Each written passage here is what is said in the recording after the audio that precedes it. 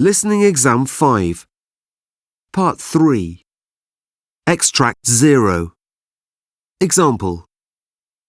One movie I really love is Moonstruck, starring Cher and Nicolas Cage. I'm a great fan of Italian food, and this is just full of it.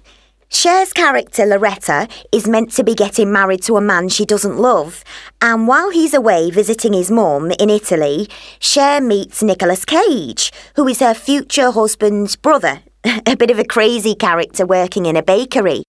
All the great conversations are in Italian restaurants or over delicious breakfasts of eggs, toast and red peppers. Oh, makes my mouth water every time I watch it. Extract 1. I must have seen the movie at least 10 times with my kids, but I never get tired of Ratatouille, the story of Remy, the gourmet chef rat. The characters are great, and the food looks as good as anything you get in many real restaurants these days.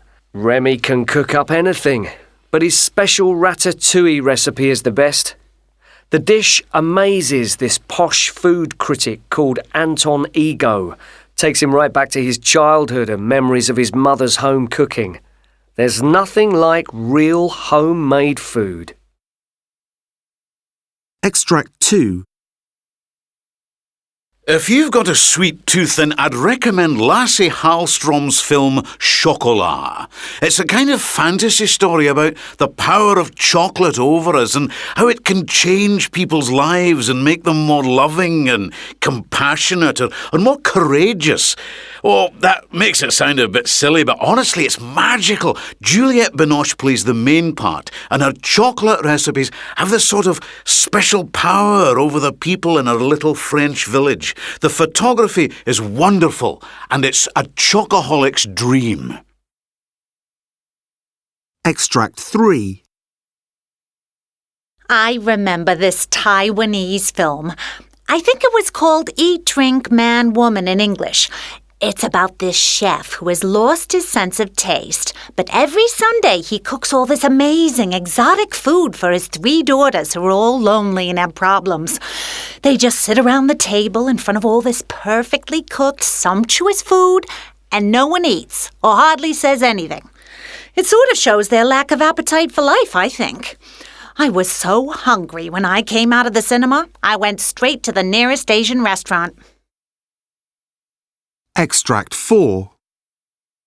Did you ever see Super Size Me by the documentary maker Morgan Spurlock? It's like enough to put you off fast food for life. The director put himself on a diet of only McDonald's menus for 30 days to see what would happen to him and to prove why Americans have so many weight problems.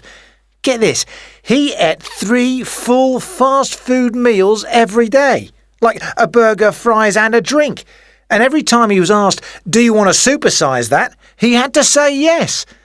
He had advice from doctors and regular checkups and stuff, but the results really spoke for themselves. I mean, he put on so much weight, it was gross. And you could see he just felt terrible because he was eating junk the whole time. Extract 5. I can never forget the beginning of the first Bridget Jones film because it's just full of jokes about English Christmas party food. Bridget has to go home on New Year's Day for her mum's turkey buffet curry lunch, with all the family, of course, and her mum is trying to fix her up with a new boyfriend.